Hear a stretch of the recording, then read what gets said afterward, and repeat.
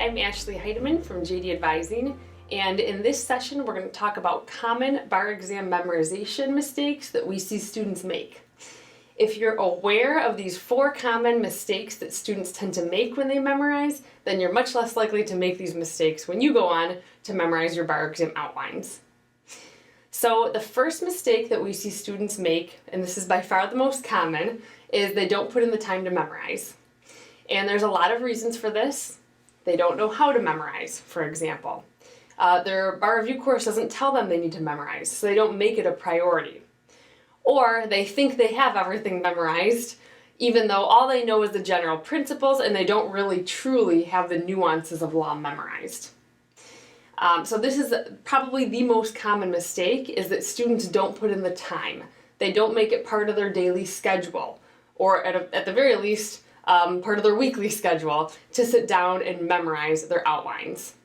So make sure to include memorization in your schedule every single day or multiple times per week, and that way you're dedicating the time that you need to actually memorize the law so that you can correctly apply it to different fact patterns that you see.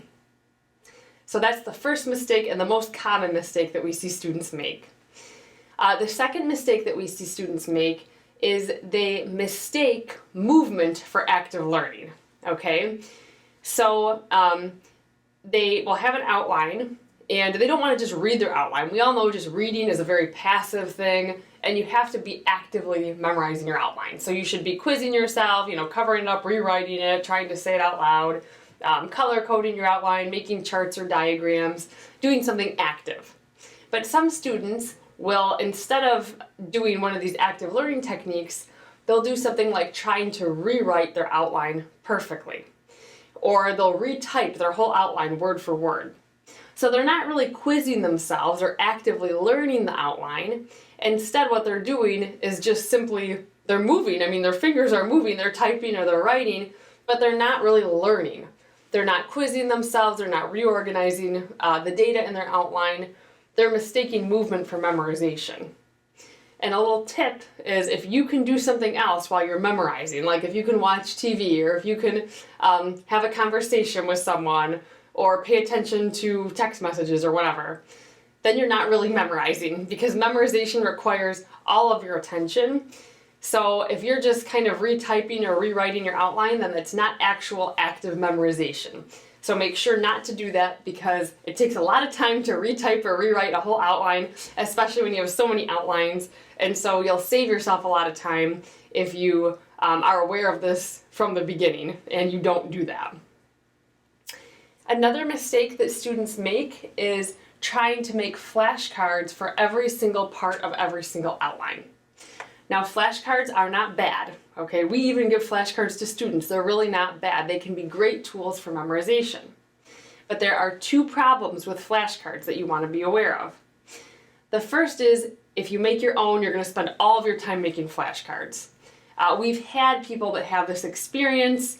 Someone even wrote a blog post about it because she was so passionate about how much time she wasted making flashcards during bar prep. And the problem is you will literally, there's so many outlines that if you try to make a flashcard for every single topic and every single outline, then you're going to spend all your time making flashcards and you'll have very little time to actually review them.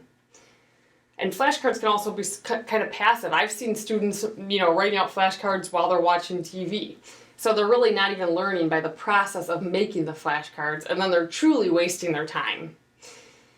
So if you're going to be making your own flashcards, then I would suggest, instead of making a flashcard for every part of every outline, just focus on specific portions of the outline that you struggle with. Like, for example, if you struggle with evidence hearsay exceptions, you could make flashcards for those. Or the elements of crimes, you could make flashcards for those. But that's just a little piece of your outline. It's not your whole outline that you're turning into flashcards. The second issue that arises with flashcards, and I see this with students that make their own flashcards and also students that use commercial flashcards, is that they don't have an overview of the law. The nice thing about memorizing an outline and going through the outline is that you'll have a good overview. If you start with intentional torts and then defenses to intentional torts and then other torts and then negligence, you'll be able to put things in different boxes. Like, these are all intentional torts. and these are strict liability torts, and this is negligence, and you'll have kind of an overview of how all the concepts and torts fit together, because you're memorizing an outline and you're memorizing everything in a certain order, and it'll make sense to you in your mind. Versus people that use flashcards, sometimes they never get that bigger picture. So they know all the little nuances of the law, but they have no idea how the law fits together, and that makes it hard to keep those nuances memorized, and makes it hard to apply the law because they really don't have a bigger picture of the law. So if you do use flashcards, I caution you to make sure that you have that bigger picture of the law first. Understand how the concepts fit together. If the flashcards that you're using have an index, look at the index so you can see where the concept that you're memorizing, like what it fits into, what category it fits into.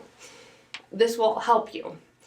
Even better yet, focus mostly on your outline and just use your flashcards as a tool to review, maybe on the go or whatever, but don't use it as your main source of review, or else you might fall into this kind of mistake of not really getting a bigger picture of the law, which will make things harder on you in the long run. So that's the third mistake that we see students make. And the last mistake that we sometimes see students make, and to be honest, I don't see this as much, but I sometimes see it, is some students will memorize the law really well, but they have no idea what it means. So they can recite things back to me, but they have no idea what they're even saying. They don't know what the vocab means. They've clearly put in the time to memorize, but they don't understand it. And if you just have something memorized but you don't understand it at all, you're not going to know how to apply it, which is the next step. You have to be able to apply it to an essay question or a multiple choice fact pattern. So if you happen to notice yourself memorizing the law but not knowing what it means, I would rewatch your bar review lecture. That should shed some light on it. Consider getting a tutor. Sometimes having a tutor explain things in a different way can be really helpful, and they can keep you accountable. You can also maybe join the study group or see if you can, partner up with someone and go over concepts that you find difficult. So make sure that before you start the process of memorization that you actually understand what you're memorizing. Not only will it make application easier, but it will also make memorization easier because it's much easier to memorize something that you understand. So hopefully this was helpful, and now you have an overview of some of the common bar exam memorization mistakes that we see students make. So now you know not to make any of those mistakes. Good luck studying.